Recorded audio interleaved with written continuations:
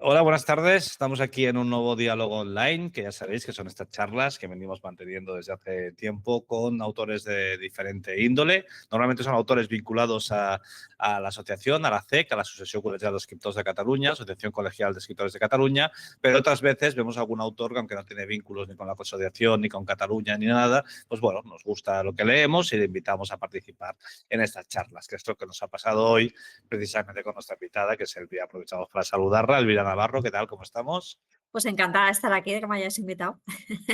Elvira tiene novedad calentita del horno, recién salida. La sangre está cayendo al patio, publicada en Random House.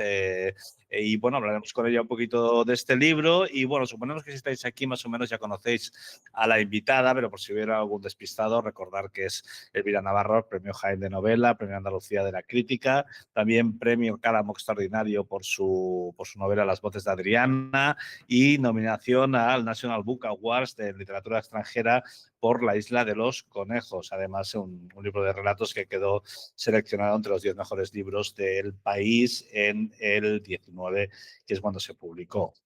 Y bueno, ahora viene, ya nos demostró aquí en La isla de los conejos su afición por los relatos, que por otra parte ya es sabida porque es una de las autoras en castellano que más se la identifica con el cuento, dentro, pese a que ahora está viendo muchos, está resurgiendo el género con mucha fuerza últimamente, estamos viendo curiosamente a muchas escritoras que están defendiéndolo. Elvira lleva muchos años practicándolo y es una autora bastante conocida, pero ahora nos viene con estos 9 relatos en los que podríamos decir que reina un poco la oscuridad en todos ellos. Son relatos realistas, pero tienen como grietas, digamos, que hacen que elementos extraños de golpe rompan la cotidianidad o la rutina de los personajes. Además, es un libro de periferias, por así decirlo, porque se habla mucho de barriadas, sobre todo las barriadas de París, pero también se habla de locales de nocturnos así ya como rancios y también como autopistas con animales muertos y bueno, son todo como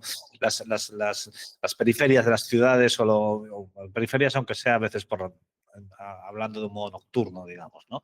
Pero bueno, ahora hablaremos con ella, nos explicará por qué ha querido distorsionar estas realidades, digamos, en estos relatos. Veréis enseguida cuando charlemos con ella por qué decimos esto, a medida que vayan saliendo, ya sean las preguntas o en sus respuestas, vayan saliendo algunos argumentos de algunos relatos, lo veréis. Y yo, por empezar y poneros un ejemplo, solo deciros que este libro arranca con el relato de una lavadora que inopinadamente empieza a expulsar sangre en vez de agua, lo cual crea una preocupación evidente en la mujer que vive en la casa y entonces, bueno, a través de este misterio se va como lucubrando sobre por qué puede estarle pasando a la lavadora, aunque parezca que luego la lavadora es un tema secundario. Pero también tenemos otros relatos, como El proyecto, en el que hay un momento en el que un marido, debido a las circunstancias en las que está viviendo con su pareja, llega a pensar que incluso su mujer puede ser una bruja y no lo piensa en plan insulto, sino que lo piensa casi en realidad, ¿no? Entonces yo quería preguntarte, Elvira, para arrancar por algún sitio,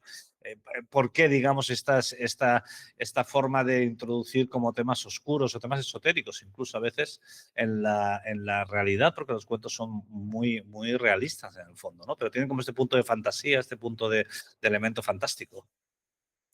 Sí, pues, es algo que yo llevo haciendo. En realidad lo empecé a hacer en La trabajadora. Lo que pasa es que La trabajadora está muy sutil. La trabajadora es una novela que publiqué en 2014, para quien no lo sepa, y ahí aparecen 2 elementos, o 2 momentos, si quieres, en la novela, que es, un camión fantasmagórico que va por toda la ciudad, que en realidad no sabemos si ese camión existe, si no, o sea, tiene un punto. O sea, yo siempre me gusta jugar con elementos que puedan pertenecer tanto a la realidad como a lo que no es real, ¿no? O sea, como que ese elemento fantástico esté un poco, que no estemos seguros, ¿no? Entonces, eso luego lo profundicé más en La isla de los conejos, en el libro de cuentos de 2019, y ahora en este, que en efecto, como tú bien has señalado, son relatos que tienen como un suelo muy realista, pero sin embargo, de repente se cruza un elemento que muchas veces podemos pensar que pertenece que es como una especie como de proyección, de los personajes, pero por ejemplo en el caso de la lavadora, del primer relato, que es el que has citado, ahí el tema es que la lavadora en efecto echa sangre, ¿no? Entonces se abre incluso una investigación policial para ver de dónde diablos está llegando la sangre a un electrodoméstico. Eh, y esa trama es realista, ¿no? O sea, sale sangre en una lavadora, pues llamas a la poli, ¿no? Y la policía dice, bueno, aquí está pasando algo muy extraño, ¿no? O sea, vamos a ver qué pasa. Y sin embargo, no hay una manera, o sea, no se sabe qué pasa realmente, ¿no? Entonces, a mí me gusta ese elemento de distorsión en lo real porque creo que amplía las posibilidades expresivas del realismo en realidad, ¿no? O sea, porque es verdad que yo casi siempre me muevo en un registro realista, pero si yo meto esos elementos, además cuando tú metes un elemento fantástico y más todavía en un cuento, eso adquiere un carácter muchas veces metafórico, simbólico. Un cuento es un concentrado de sentido, o sea, es un género que a pesar de estar escrito en prosa, mm, está muy cerca de la poesía, porque es lo que decía esto que decía siempre Piglia de un cuento cuenta una historia a través de otra. O sea, el cuento no es simplemente contar una anécdota, porque si el cuento fuera contar una anécdota, pues no sería un cuento, sería una anécdota, ¿no? O sea, sería una estampa, no llamaríamos, no tendría esa potencia del género que lo que está haciendo es vehicular un significado a través de una pequeña trama o incluso una anécdota, pero que nunca se queda ahí, ¿no? O sea, sino que el sentido o el significado está oculto, ¿no? O sea, el cuento siempre trabaja con el régimen de lo implícito. Entonces, para mí estos elementos entre medio fantásticos o sobrenaturales si quieres, o que no sabemos muy bien si sale, no sé, en el caso del proyecto, que es el segundo de los relatos, pues esta visión que tiene el personaje de que su mujer pueda ser una bruja, no sabemos si es real o no. O sea, ahí en ese relato sí que puede ser perfectamente una proyección del personaje, ¿no? Pero mismamente también podría no serlo, ¿no? O sea, y en esa ambigüedad, el significado o los significados o la fuerza metafórica de un texto se dispara, ¿no? Es que en estos cuentos, bueno, no sé si estarás de acuerdo, pero da la sensación de que hay como dos tipos de miedo, ¿no? Que es el miedo a lo desconocido, que se suma en realidad o sea, como dentro de este miedo, no es el segundo que voy a decir, está el miedo a la propia salud mental, digamos, ¿no? Porque, por ejemplo, en el relato El vigilante pasa una cosa que nos ha pasado a todos, es que en un momento dado el protagonista es un vigilante que está en un edificio, pues vigilando el edificio, un edificio vacío, y oye un ruido y no sabe si es un ruido real o es de su mente. Esto nos ha pasado a todos alguna vez, digamos, ¿no? Que de alguna forma no sabes si es algo que te has inventado tú o está allá, ¿no? Y luego tienes el otro miedo, que es el miedo a lo físico, ¿no? Con estos relatos lanzas muchas veces a mujeres por barriadas donde mejor no deberían estar, por así decirlo, porque son barriadas peligrosas o lo que sea. Y entonces son estos dos miedos, el miedo al interior, que se suman un poco con lo esotérico, la salud mental, porque todo lo esotérico, si de golpe ves un fantasma, lo normal es que te vayas a un psiquiatra, no, ¿sabes? Y a lo mejor el fantasma es real, pero casi todos nos iríamos a un psiquiatra, digamos, ¿no? Y luego está el miedo físico. No sé si estás de acuerdo con estos dos miedos. Sí, hay varios miedos, no sé si son dos o tres. O sea, el miedo físico, por ejemplo, yo lo situaría más en uno de los relatos, que es Los amores idiotas, que en realidad ese relato es casi una novela, que es Sí, bastante largo, sí. donde tenemos a dos personajes que forman una extraña pareja. Es un personaje, uno de ellos es una persona obesa con una enfermedad crónica homosexual y una amiga que tiene que en realidad funcionan, a pesar de que él es homosexual, porque a pesar de que él es homosexual y ella no, funcionan como si fuera una pareja heterosexual. O Sí, sea, hay una, digamos, una relación, ¿no? Indefinida, y ahí son dos personas que por distintos motivos están enfermas, ¿no? O sea, están enfermas, que tienen enfermedades del cuerpo, ¿no? sí, sí, sí. Y ahí sí que ahí sí que hay un miedo a lo corporal, porque lo corporal les está impidiendo vivir, ¿no? Es como que el cuerpo se erige ante el individuo como una especie como de barrera, ¿no? O sea, como si y además, cuando el cuerpo falla, tienes la muerte delante todo el tiempo, ¿no? O sea, tu horizonte es de muerte. Si tu cuerpo no funciona, o sea, tú adquieres conciencia de la materialidad que eres, ¿no? y de la poca cosa que eres, porque en el momento que tienes algo, alguna enfermedad, entonces está por un lado ese miedo. Luego hay un miedo que para mí esto es, digamos, esto es lo que está en prácticamente casi todos los textos, que es el dejarse atrapar por la propia inercia autodestructiva, ¿no? O sea, son Ya, personajes que caminan, a veces queriendo y otras sin darse cuenta. O sea, otras, por ejemplo, el recogedor de animales, creyendo que hace un bien, no lo, al final, bueno, no quiero destripar ya, el dato, vale, no, acaba haciendo lo último que él habría querido hacer, ¿no?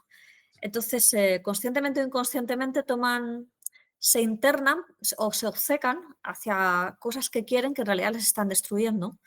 Y que es un tema que a mí me interesa mucho porque lo veo a mi alrededor, ¿no? O sea, cuando tú ya has vivido, yo tengo 47 años, ¿no? O sea, mm, has vivido, no sé si he vivido más de la mitad de mi vida o la mitad o no sé cuál, cuándo me moriré, ¿no? Pero ya soy claro. suficientemente mayor y observo a mi alrededor algo que me aterra mucho, que es cuando alguien se pierde por su propia obcecación en algo que le está destruyendo, ¿no? O sea, y a veces ese algo son cosas que persigues, ¿no? Que persigues y que te pueden destruir. Que es algo que cuando tú eres joven no eres consciente de eso, ¿no? Pero llegas a una edad que te das cuenta que hay peña digamos que la vida se la ha ido no porque le haya sobrevenido una enfermedad, sino que se pierde en su propio laberinto mental, ¿no? O sea, Entonces ahí yo creo que casi todos los textos tienen eso. Y luego, por ejemplo, estas personajes que se pierden caminando por las periferias, es verdad que ahí está el asunto este es una mujer caminando por la periferia, pero yo quiero que junto a ese asunto, quiero que se lea, no sé si lo consigo, ella está intentando atravesar su propio miedo, ¿no? Entonces hay como un ánimo, o sea, yo en uno de esos relatos digo, o sea, el personaje dice, no yo, el personaje dice algo así como, estoy segura de que lo que busco no pertenece a la realidad. O sea, es como atravesar el propio miedo para ir hacia otra cosa, porque esos paisajes periféricos en su cosa laberíntica, como al margen de todo, como al límite de todo, tienen un punto como de trascendencia, como de ir hacia otro lugar, ¿no? Hacia otra realidad. Entonces, esos personajes que transitan por ahí están intentando apartar el miedo, adentrándose en él. O sea, no sé. Ahora sí, sí, no ahora entraremos porque has tocado muchos puntos que vamos a desgranarlo con más calma ahora, pero antes de preguntarte, yo no sé si ha sido paranoia mía, pero le he visto cierta similitud con otro libro que acaba de salir, que es el de Cristina Fernández Cubas, que Ujú. es el de Lo que no se ve, porque claro, es verdad que ahora Pilar Adón ha publicado unos cuentos así como un poco de terror, Samantha Schweblin siempre está también con estos temas un poco fronterizos, Cristina Fernández Cubas también está ahí bueno, ella es más directa, digamos, con lo extraño o tal, pero claro, como también es esta moda ahora de la fantasía y de golpe la narrativa de lo extraño, aparecéis como varias autoras yendo por este lado. Yo no sé si estás de acuerdo en esto, si has percibido tú que de golpe varias autoras o autores en general estabais yendo hacia caminos similares de alguna forma. Pues, o sea, sí lo he visto, porque es obvio, ¿no? Es evidente, está ahí. Y además me gustan mucho, todas las autoras que has citado me gustan mucho. Eh, Sin embargo, em, bueno, yo no sé, no tengo una teoría de por qué está ocurriendo esto. O sea, yo sé de dónde me viene a mí, que me viene sobre todo de leer a autoras eslavas, o ¿Vale? sea, de Europa del Este, o sea, más que porque la gente me dice mucho Samantha Schweblin o Mariana Enríquez, y digo, vale, me encantan, pero en realidad yo creo que de donde yo he bebido, por ejemplo, yo llevo años reivindicando un libro, bueno, no necesita que lo reivindique nadie porque es un libro de sobra conocido, pero de sobra conocido en circuitos muy literarios, que es Proyectos de pasado de Ana Blandiana, que es una autora rumana, Sí. que es un libro de cuentos espectacular. O sea, es un libro de cuentos. Directamente ahí, sí, sí, es un libro de cuentos fantástico. Muchos de ellos ya la premisa es fantástica, ¿no? Pero a mí ese libro, que yo lo leí cuando se publicó en España, que creo que fue en el año 2009, fue lo que me cambió, o sea, lo que me hizo mirar hacia esa parte medio fantástica, medio... Y luego, por ejemplo, autoras como Olga Tokarczuk, que también meten ese tipo de elementos. O hay una autora que últimamente yo he leído muchísimo, que es Dubravka Ugrešić, croata, que ella hace un tipo de literatura, no es autora de cuentos, pero hace un tipo de literatura donde mezcla lo autobiográfico, la autoficción y de repente mete elementos fantásticos ahí, ¿no? Entonces, o sea, yo me siento que estoy más influenciada por eso, me lo he llevado al cuento, todos esos elementos, pero siento que fue Ana Blandiana y que fueron esas autoras por ahí las que despertaron en mí esta manera de, o esta, no sé, caminar hacia ese lugar. Pero ¿crees que ahora el centro europeo, digamos, está cogiendo de nuevo fuerza? Porque yo me acuerdo hace, bueno, ya de los que hemos vivido otras épocas de la literatura, digamos, recuerdo que hubo una explosión del centro europeo en la época de Sebald y, bueno, y todo esto. Y luego había habido un abandono porque Latinoamérica, digamos, se había comido el Sí, pastel, al menos el pastel del mercado español, ¿no? Y ahora es verdad que Impedimenta y, bueno, y Anagrama, también algunas editoriales están mirando de nuevo mucho hacia el premio Nobel, los premios Nobel nos han hecho mirar mucho hacia el norte de Europa otra vez, o hacia el centro, y sales tú ahora con esto, digamos. No sé si de golpe notas que la literatura centroeuropea tiene más importancia en ti o tiene más importancia en general.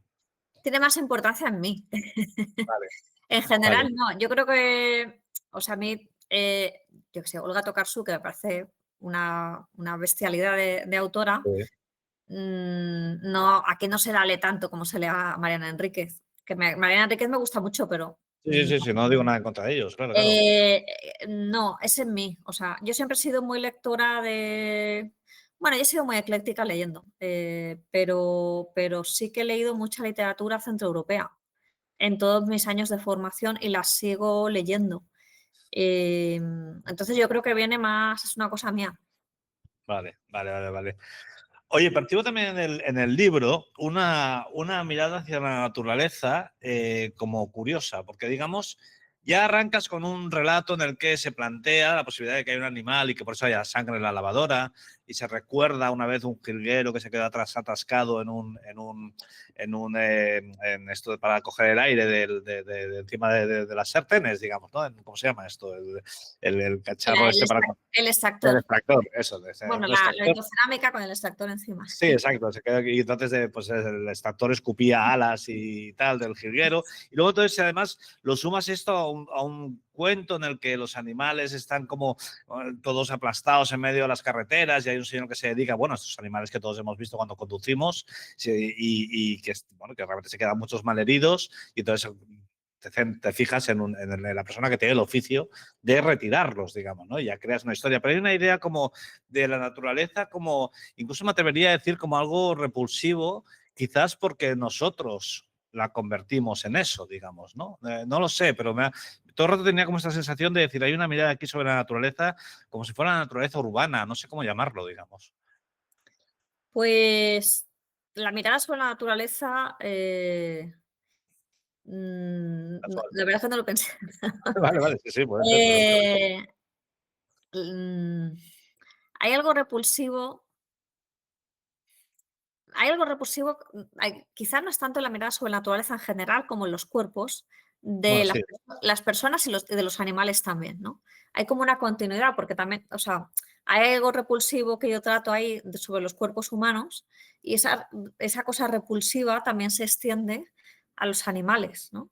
Entonces, más que la naturaleza en sí misma, serían los cuerpos, ¿no? La cosa, sí, corporal, sí, orgánica, cuando están porque empezando a pudrirse, ¿no? O sea, porque los animales de los que yo hablo, pues casi o están heridos o están muertos, ¿no? Entonces, claro, es verdad lo de los cuerpos, porque los amores idiotas, incluso la relación sexual que describes, es una descripción, una relación sexual viscosa, es como desagradable, además, bueno, con sus detalles de los desgarros anales que tienen por ahí, tal, no sé qué, entonces, y es realmente el cuerpo en su expresión más íntima, que sería la sexual, convertido en algo desagradable, casi en uno de estos animales aplastados en medio de la carretera. No sabes qué prefieres mirar, si uno de esos animales o esa relación sexual, digamos.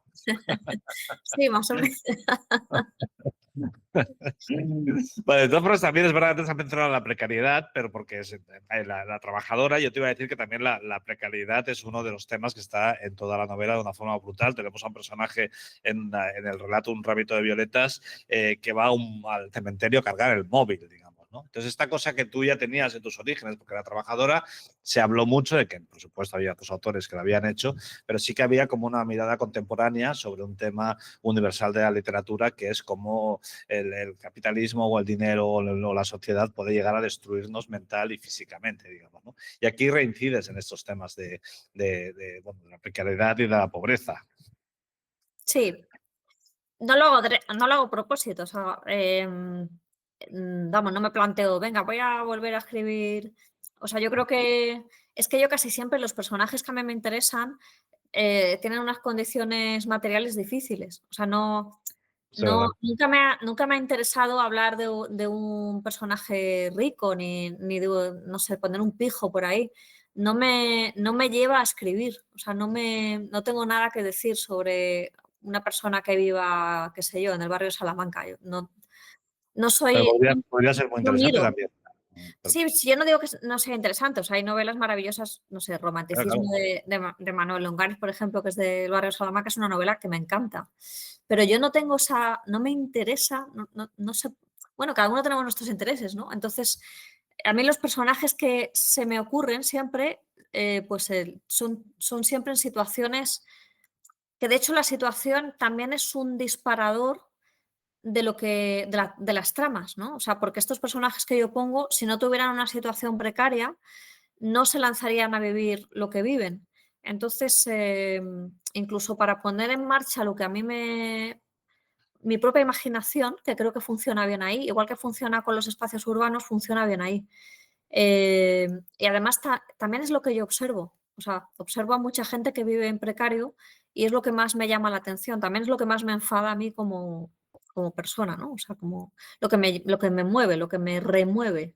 Entonces, claro, eso se me va a la literatura. Y aparte de la precariedad, no sé si lo que uno de tus personajes llama sentimiento de catástrofe también es algo que está ahí, digamos, ¿no? Es esta idea de autodestructiva que tú has dicho antes, bueno, o sea, es como en la historia de los animales, del recogedor de animales, en realidad vemos a un hombre que está buscando la ruptura de su pareja, o en el miedo a la ciudad, lo que te decía, la mujer superando sus miedos, o en el vigilante también vemos a un hombre que en el fondo está como en camino de la autodestrucción, digamos, ¿no? Esa atracción por el abismo que diría Vera Matas, no sé. Sí, hay una atracción por el abismo y hay una consciencia sobre dónde está ese abismo. O sea, una inconsciencia en general, salvo quizá los amores idiotas, que yo creo que los personajes son más conscientes de lo que están haciendo. Pero es que yo creo que muchas veces hay una cosa que yo digo ahí, que tu destino lo alcanzas como con la máxima inocencia, ¿no? O sea, como que no, tú llegas a un lugar sin saber muchas veces cómo has llegado a ese lugar, y ese lugar al que llegas a veces te has perdido, ¿no? O sea, y esos personajes se están deslizando hacia ese lado sin.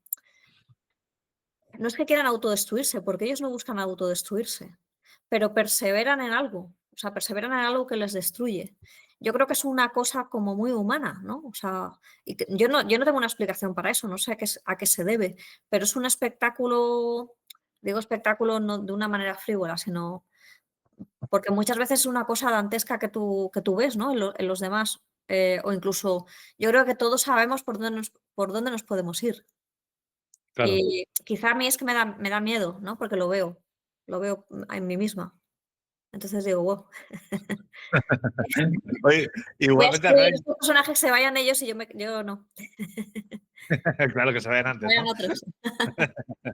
También hay un reflejo del siglo XXI muy bueno, al menos a mí me lo ha parecido, con el tema en el relato que hemos explicado de la lavadora, que el tema básico es este de que se escapa sangre, esa sangre, digamos, también cae como a la zona común de todos los vecinos, y entonces vas viendo cómo toda la sociedad le molesta algo de alguien, ¿no? En este caso les molesta la sangre que cae de ese aterrado o de esa terraza o de lo que sea, y todo el mundo, toda la sociedad se va poniendo en contra de la persona, ¿no? Y que esto es algo muy contemporáneo, porque aunque teóricamente todos somos más tolerantes que antes, la facilidad para irritarse de la gente es extraordinaria, ha crecido de un modo brutal y solo hay que ir por las calles para verlo, digamos, ¿no? Y tú lo reflejas con esta idea de cómo podemos generar antipatía a nuestro alrededor con una facilidad tremenda.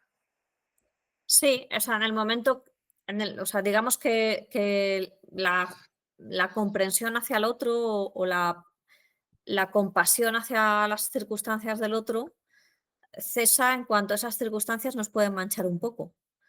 Y en el relato de la lavadora, en el momento en que los vecinos sienten que, bueno, les empiezan a investigar a ellos también, la policía, porque como no encuentran Claro. nada, empiezan a investigar a todo el mundo.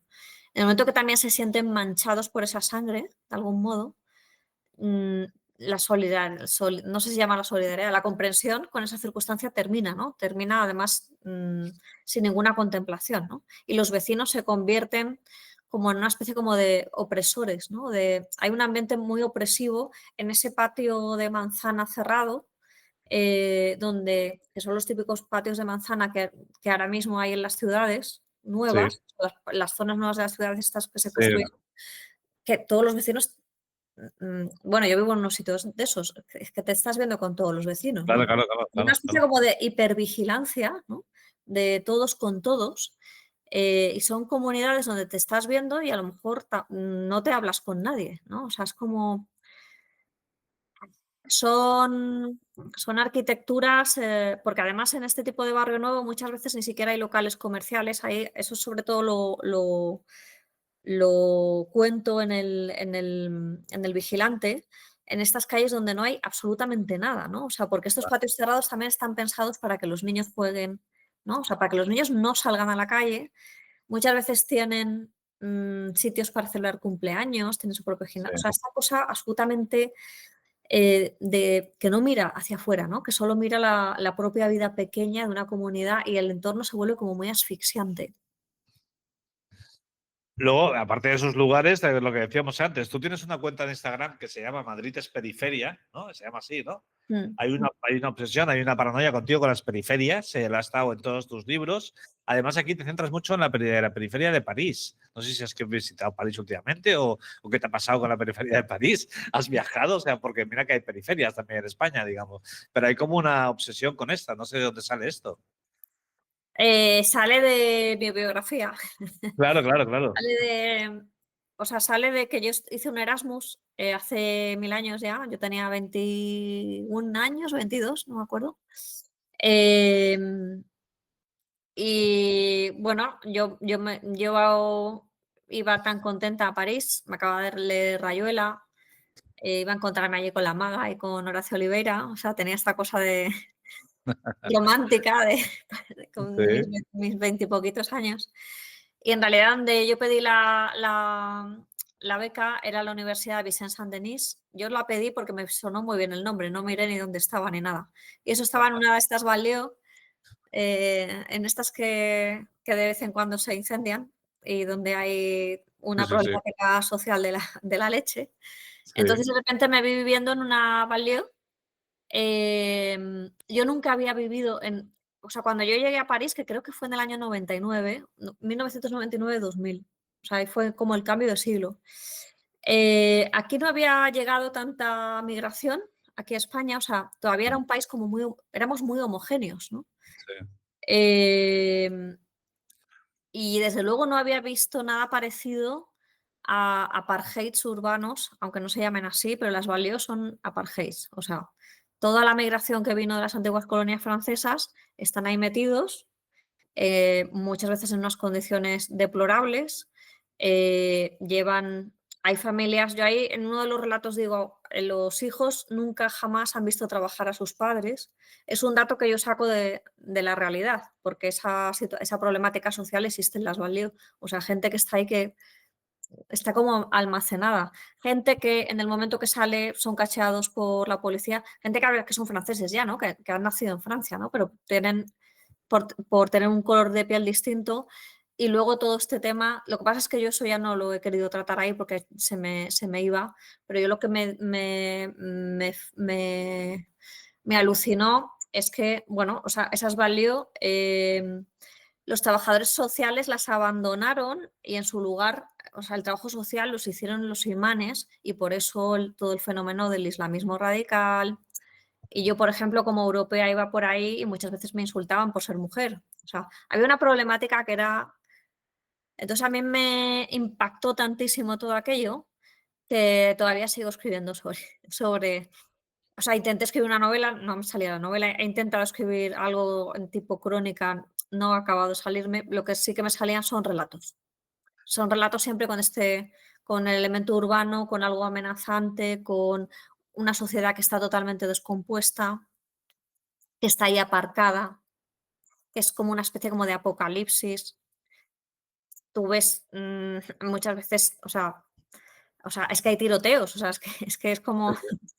eh, yo flipé, claro, o sea, para mí fue un shock y por eso De está ahí. hecho, el relato Tela de Araña, ¿no? Cuenta la historia de una joven estudiante de Erasmus que se va a vivir a una barriada porque tiene la universidad por ahí y que allí hay un francés de origen camerunés que intenta ligar con ella y que, bueno, pues ella le rechaza, lo dejamos aquí, no vamos a explicar lo que pasa. Pero claro, ahora me dices de golpe que todo estaba en París, en tal, no sé qué, digo, a ver si este relato se va a ser autobiográfico. Bueno, o sea, no es exactamente, no, a mí no me pasó nada lo que le pasa a la protagonista. O sea, yo intentaba, Es como el relato, si me perdonas, como el relato como más anclado en un tema del siglo XXI, como es el feminismo. Todos son temas del siglo XXI, por supuesto, pero este lo es como muy explícitamente, digamos, ¿no? sí, eso es lo muy explícitamente porque yo lo que quería hacer era, pero no, o sea, al final me salió un relato como de una cosa sutil, ¿no? O sea, de a una chica que está en una residencia. Muy sutil. eh, pero ahí está, o sea, estaba todo el tema de, ¿cómo decir? O sea, por ejemplo, hay un momento del relato que ella está guardando sus cosas en la nevera comunitaria y piensa que le van a robar, ¿no?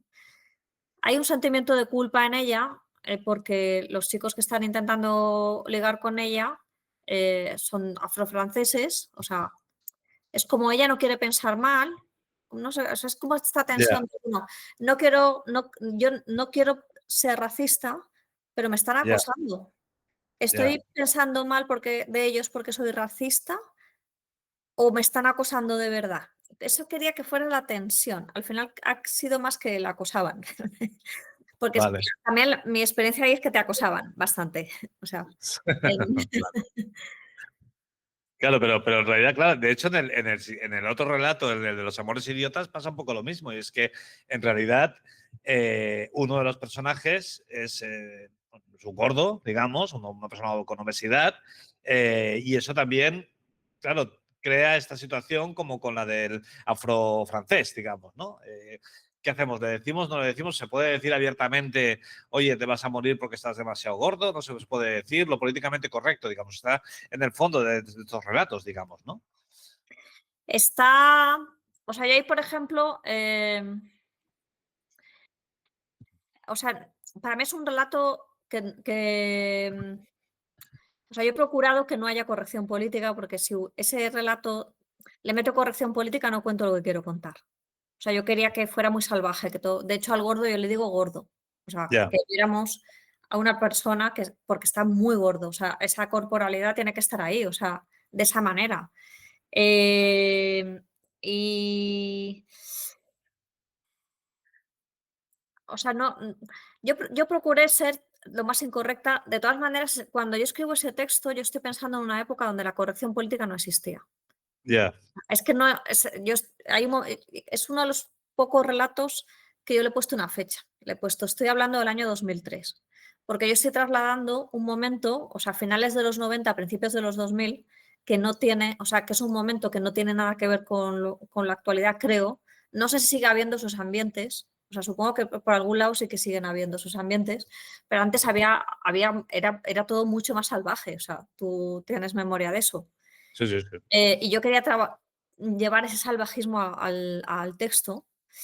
Y digamos que mi lucha ahí al final, o sea, porque ese texto yo cuando lo empecé a escribir no había pasado todo. O sea, yo casi todos los relatos los he escrito relativamente rápido menos ese. Ese texto, que es una novela, a mí me ha costado muchísimo acabarlo y yo llevaba años con él. O sea, empecé a escribirlo mucho antes de esto de la corrección política, del Me Too, de si la gordofobia, o sea, es que empecé a escribirlo con muchísima más libertad y he procurado respetar esa libertad que yo me di y que creo que tiene que tener cualquiera que escriba. O sea, que si no, no escribes. O sea, si tú empiezas a meter corrección política.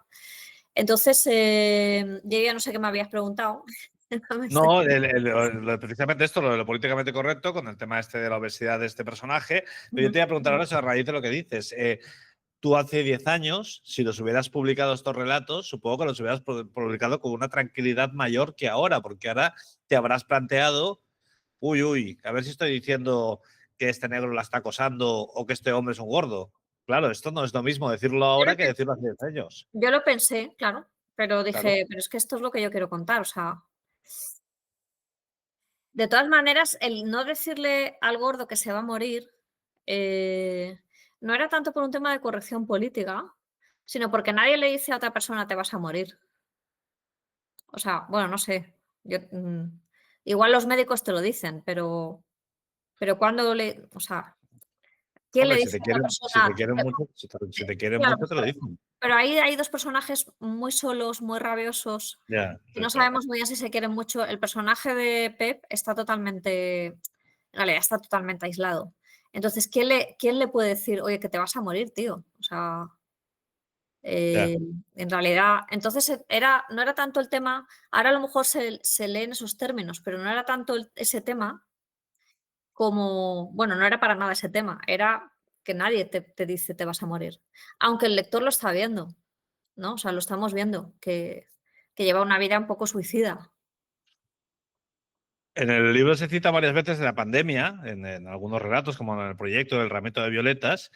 No sé si eres de esas personas que considera que la pandemia tiene como, o sea, mucha gente habla de antes de la pandemia y después de la pandemia como si fuera Jesucristo, digamos. No sé si tú eres de esas y si notas como un cambio en tus temáticas o en tu forma incluso de trabajar, con si tienes la pandemia como una frontera invisible que marca algún tipo de diferencia en tu vida o en la vida de la sociedad en general, o no eres de estos.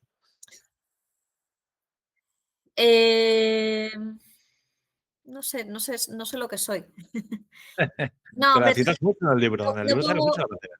no pongo ahí en el libro sale mucho porque es algo que hemos vivido muy recientemente Mm. y fue fuerte, ¿no? O sea, que yo creo que la pandemia va a salir en más novelas, en más, o sea, seguro, ¿no? O sea, además, cuando ocurrió la pandemia se estaba hablando de ¿quién va a escribir la novela de la pandemia? Nadie escribía la novela de la pandemia, nadie escribía la novela de la pandemia porque normalmente no escribes de manera inmediata sobre lo que acaba de pasar. O sea, los tiempos de la literatura son tiempos más lentos, pero la pandemia ha quedado ahí y además ha quedado como una especie como de trauma social, ¿no? O sea, y al final a mí también se me ha colado. Yo no tampoco tenía pensado escribir sobre la pandemia, pero claro, es que en pandemia se dieron unas circunstancias que a mí me venían muy bien para mis personajes, que es que es este aislamiento, porque todos los personajes están muy aislados y la pandemia significó todavía estar más solo, ¿no? O sea, no poder recurrir. Entonces, digamos que me venía muy bien esa circunstancia. Yo no sé, yo creo que sí que el mundo ha cambiado a raíz de la pandemia, pero no te sé decir muy bien. Creo que nos hemos vuelto más temerosos y más obedientes, ¿no? O sea, en la pandemia nos dejamos encerrar todos, ¿no? Sí, Pero bueno, de eso yo no hablo en el libro exactamente, pero eso ocurrió, que nos dejamos encerrar. O sea, sí, sí, yo creo que sí. como sociedad descubrimos lo fácil que es mm, que venga mañana un tío de un golpe de estado y diga aquí se hace esto y lo vamos a hacer todos, porque tenemos Pero miedo. yo creo que la pandemia descubrimos todo lo obediente que éramos, pero la pandemia hizo que dejáramos de serlos. Yo Sí, creo que sí. ahora la gente no se volvería a dejar encerrar, ¿eh? Yo creo que la gente ahora, ¿Tú bueno, crees? todos los negacionistas y todos esos nacieron en la pandemia. O sea, toda la gente loca nació entonces. Es con gente que diciendo no quiero volver a obedecer, ya no me fío ni de la ciencia, digamos, ¿no? Ya, Bueno, pues no bueno, sé, también puede que tengas razón, sí. no sé, esto Sí, sí, sí, sí, sí, ¿no? Oye, una cosa, me ha hecho mucha gracia, o sea, he leído muchos libros en mi vida, pero ningunos tenían unos epígrafes tan antitéticos como el tuyo. O sea, un salmo, el Salmo 22, Dios mío, ¿por qué me has abandonado? y la letra de una canción de Los Burros. Mi novia se llamaba Ramón. Bueno, tú dices mi novia se llama, yo creo que la llamaba, ¿no? No Mi era novia se llama Ramón.